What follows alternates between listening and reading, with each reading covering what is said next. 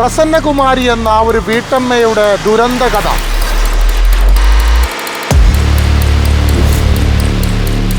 അവർ വേണ്ടാത്ത സ്ത്രീകളാണെന്ന രീതിയിലുള്ള ഒരു തോന്നലുണ്ടാക്കുക. അതോടെ ആ കുടുംബം ഇവരൊക്കെ മരണത്തിലേക്ക് തള്ളിവിടുക എന്നൊരു ചിന്ത ഇവരുണ്ടാവുമോ? അപ്പോൾ അത് ഭയന്നുകൊണ്ട് ഒരുപാട് സ്ത്രീജനങ്ങൾ കേരളത്തിൽ അങ്ങോളം ഇങ്ങോളം ഇങ്ങനെ ഉണ്ടാവാൻ സാധ്യതയുണ്ടെന്നാണ് എൻ്റെ ഒരു അഭിപ്രായം. നമസ്കാരം.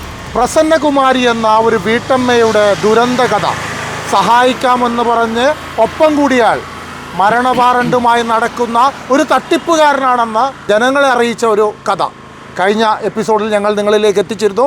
എങ്ങനെയാണ് ഈ പ്രസന്നകുമാരിയെ അല്ലെങ്കിൽ അതുപോലുള്ള സ്ത്രീകളെ ഈ ഫോർബിൻ ജോസഫ് പറ്റിച്ചതെന്ന് കൃത്യമായി അറിയുന്ന ഒരാളുണ്ട്. പ്രകാശൻ കുവേരി എന്നാണ് അദ്ദേഹത്തിൻ്റെ പേര്.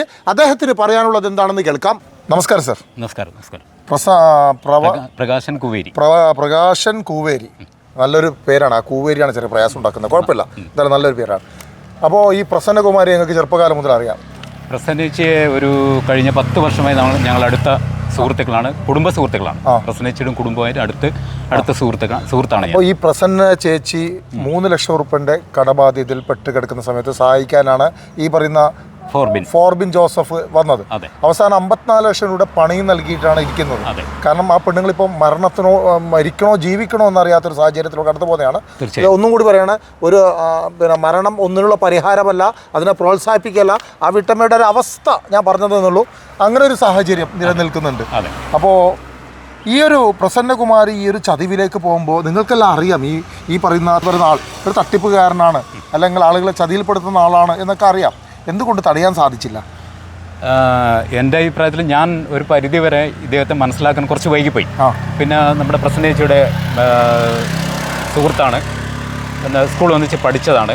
അപ്പോൾ നല്ല അവരെ തമ്മിൽ നല്ല കുടുംബ അന്തരീക്ഷം നല്ല രീതിയിൽ പോകുന്നത് കൊണ്ട് നമ്മൾ അങ്ങനെ സംശയിച്ചില്ല. എങ്കിലും ചെറിയൊരു സംശയം വന്ന സമയത്ത് നമ്മൾ പറഞ്ഞിരുന്നു, ഇതുപോലെ അമിതമായി സഹായിക്കരുത്, മറ്റൊരാളുടെ പണം വാങ്ങി മറ്റൊരാൾക്ക് കൊടുക്കരുത് എന്നൊക്കെ ഞങ്ങൾ പറഞ്ഞിരുന്നു. പക്ഷേങ്കിൽ ആ വിശ്വാസം, ആ സ്നേഹം ശരിക്കും ഫോർബിൻ മുതലെടുത്തു. 3 ലക്ഷം രൂപയുടെ കടക്കണിയിലായിരുന്നു ഫോർബിൻ ജോസഫിനെ കാണുന്ന സമയത്ത് പ്രസന്നകുമാരിക്ക് ഉണ്ടായിരുന്നു. അതെ. ഇപ്പോൾ ഫോർബിൻ ജോസഫ് തെറ്റിയതോടുകൂടി 54 ലക്ഷം രൂപയുടെ കടബാധ്യതയായി. എങ്ങനെ ഈ കട പ്രസന്നകുമാരി വീട്ടു? പ്രസന്നേച്ചിയും കുടുംബവും കടം വീട്ടാൻ പറ്റാത്തൊരവസ്ഥ തന്നെയാണ്. ഒരു പരിധിവരെ ആത്മഹത്യ വെക്കലാണ് ആ കുടുംബം ഉള്ളത്. ഇപ്പം നിലവിൽ ഞങ്ങളൊക്കെ ഒരുപാട് സപ്പോർട്ട് ചെയ്യുന്നുണ്ട്. പ്രസന്നേച്ചി നിങ്ങൾ പിന്നെ പേടിക്കണ്ട, ഞങ്ങൾക്ക് കൂടെയുണ്ട്, നമുക്ക് ഇതിനെങ്ങനെയും പരിഹാര മാർഗം കണ്ടെത്താം എന്ന് പറഞ്ഞ് നമ്മളവരെ സമാധാനിപ്പിച്ച് നിലനിർത്തുകയാണ് ഇപ്പം ചെയ്യുന്നത്. ശരിക്കും പറഞ്ഞാൽ പ്രസന്നേച്ചിയും കുടുംബം ആത്മഹത്യയുടെ വക്കലാണുള്ളത്. ഇത്രയും വലിയൊരു ഫേസ്ബുക്കിലൂടെ വളരെ മോശമായിട്ട് പ്രസന്നകുമാരി ചിത്രീകരിക്കാൻ, അതായത് നമുക്ക് കടം കൊടുക്കാനുള്ള ആളെ മാനസികമായി തളർത്തി കളയാം, അവരിവിടുന്ന് ജീവിതം അവസാനിപ്പിച്ചാൽ പിന്നെ 54 ലക്ഷം രൂപയുടെ ബാധ്യത ഇല്ലല്ലോ എന്ന ചിന്തയായിരിക്കാം ചിലപ്പോൾ ഫേസ്ബുക്കിലൂടെ അത്രയും മോശമായ രീതിയിൽ പ്രചരിപ്പിക്കാനുള്ള ഒരു കാരണം. തീർച്ചയായും. അപ്പോൾ അത്തരം പോസ്റ്റുകൾ നിങ്ങൾ കണ്ടിരുന്നു? ആ സമയത്ത്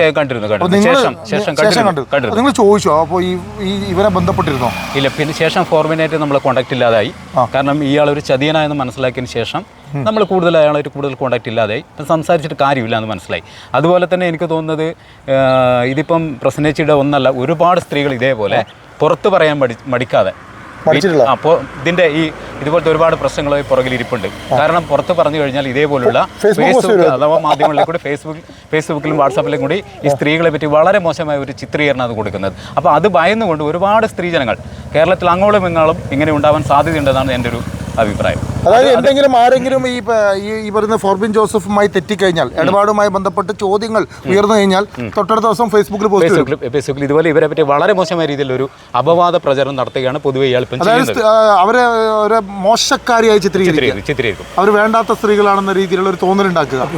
അതോടെ ആ കുടുംബം പിന്നെ ഇപ്പം കുടുംബത്തിന് വീട്ടിൽ നിൽക്കാൻ പറ്റാത്ത അവസ്ഥയെ പ്രശ്നിച്ചേക്ക്, നാട്ടിൽ പോലും നിൽക്കാൻ പറ്റാത്ത അവസ്ഥയെ പ്രശ്നിച്ചേക്ക്. അപ്പോൾ ഈ രീതിയിൽ ചെയ്യുമ്പോൾ എന്താവും, മറ്റ് ആൾക്കാർ ഇതുപോലത്തെ സ്ത്രീജനങ്ങൾ, പറ്റിക്കപ്പെട്ട സ്ത്രീജനങ്ങൾ എന്ത് ചെയ്യും? പറയാതിരിക്കും. ഇത് ഒരു തരം ഭീഷണിയാണ്. ഇതൊരു ചതിയുടെ ഒരു പുതിയ വേർഷനായത്. ഇങ്ങനെ ചെയ്താൽ പിന്നെ ആരും ചോദ്യം ചെയ്യാനില്ലല്ലോ, സ്ത്രീകൾ മടിച്ചു മാറി നിൽക്കും. അല്ല, എനിക്ക് തോന്നുന്നത് ഇവരൊക്കെ മരണത്തിലേക്ക് തള്ളിവിടുക എന്നൊരു ചിന്ത ഇവരുണ്ടാവോ? കാരണം സാറേ, ഇത്രയും സ്വന്തം കുടുംബം തകരുന്ന ഒരു സ്ഥിതി, ഒരു കുടുംബം നല്ല രീതിയിൽ പോയിക്കൊണ്ടായ കുടുംബം പെട്ടെന്ന് തകരുകയാണ്. ഭർത്താവ് വേറൊരു വഴിക്ക്, മക്കൾ വേറെ വഴിക്ക്, പെണ്ണുങ്ങൾ വേറൊരു വഴിക്ക്, ആകെ എന്താണ് നടക്കുന്നതെന്ന് അറിയാത്തൊരു സാഹചര്യത്തിൽ സാധാരണഗതിയിൽ നമ്മുടെ നമ്മുടെ നമ്മുടെ പെണ്ണുങ്ങൾക്ക് കരുത്ത് കുറവാണ്. അതെ അതെ, തീർച്ചയായും തീർച്ചയായും നമ്മുടെ പെണ്ണുങ്ങൾക്ക് വളരെ കരുത്ത് കുറവാണ്. അവരൊക്കെ എന്തൊക്കെ ചെയ്ത് കഴിഞ്ഞാൽ ഇവന് ഈ 54 ലക്ഷം ആരോടും ബാധ്യത പറയേണ്ടില്ലല്ലോ. പിന്നെ അതെ അതെ അതെ, ആരോടും പറയണ്ട. കാരണം നമ്മുടെ നാട്ടിലെ സിസ്റ്റം അറിയാം. കാരണം പോലീസ് വരും, അന്വേഷിക്കും, 2 ദിവസം ഈ പറയുന്ന ഫോർബിൻ ജോസഫിനെ കുറിച്ച് അന്വേഷിക്കും, എന്നിട്ട് ഈ ചെങ്ങാതിനെ ഒരു 2 പത്രകോളങ്ങൾ വാർത്തയെല്ലാം വരും. അത് കഴിഞ്ഞ് നമ്മളെ മലയാളികൾ മറന്നു ഇവന്റെ തട്ടിപ്പാര് പിന്നെയും മുന്നോട്ട് പോകും. അതുകൊണ്ട് തന്നെ ഇതുപോലത്തുള്ള തട്ടിപ്പ് വീരന്മാരെ, ഈ ഫോർബിന്മാരെ സമൂഹത്തിന്റെ മുന്നിൽ കൊണ്ടുവരണം. അതിനുകൂടി വേണ്ടിയാണ് ഞാൻ ഇന്ന് പ്രസംഗിച്ചിട്ട് കൂടെ വന്നത്. ഇതുപോലത്തെ തട്ടിപ്പ് ഇനി ആരും ചെയ്യാൻ പാടില്ല. ഇതുപോലെ സ്ത്രീ ജനങ്ങളെ ഈ രീതിയിൽ ആരും ഇനി വഞ്ചിക്കരുത്. അതിൻ്റെ ഒരു വാണിംഗായി മാറട്ടെ ഈ ഒരു ഇപ്പോഴത്തെ ഈ ഒരു പ്രസ്താവന. ചിലപ്പോൾ ചിലർക്കെങ്കിലും ഈ വാർത്ത കണ്ടു കഴിഞ്ഞാൽ എന്താണ് വിഷയമെന്ന് മനസ്സിലായി കാണണമെന്നില്ല.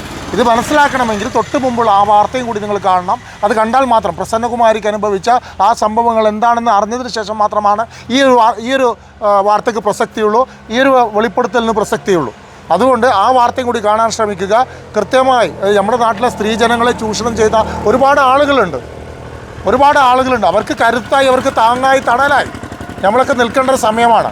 അവർക്കും ജീവിക്കാനുള്ള എന്ത് പ്രതിസന്ധി വന്നാലും ഈ ഭൂമി താങ്കളെ താങ്ങും, ഈ ഭൂമി ഞങ്ങളെ ഉയർത്തും എന്ന തോന്നൽ അവർക്ക് ഉണ്ടാക്കി കൊടുക്കണം. അപ്പോൾ തീർച്ചയായിട്ടും ആ വാർത്ത കാണുക, നിങ്ങളുടെ അഭിപ്രായങ്ങൾ താഴെ രേഖപ്പെടുത്തുക.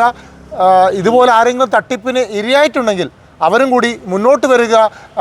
ഒറ്റപ്പെടുത്തുകയല്ല, കൂട്ടം ചേരുമ്പോഴാണ് നീതി ലഭിക്കുക എന്ന ഓർമ്മ എല്ലാവരിലും ഇരിക്കട്ടെ. ഈ തട്ടിപ്പുമായി ബന്ധപ്പെട്ട കൂടുതൽ വിവരങ്ങൾ രാജേഷ് എന്ന് പറയുന്ന മറ്റൊരു വ്യക്തി കൂടി നമ്മളോട് പറയുകയാണ്. അത് അടുത്ത ഭാഗത്ത് കാണാം.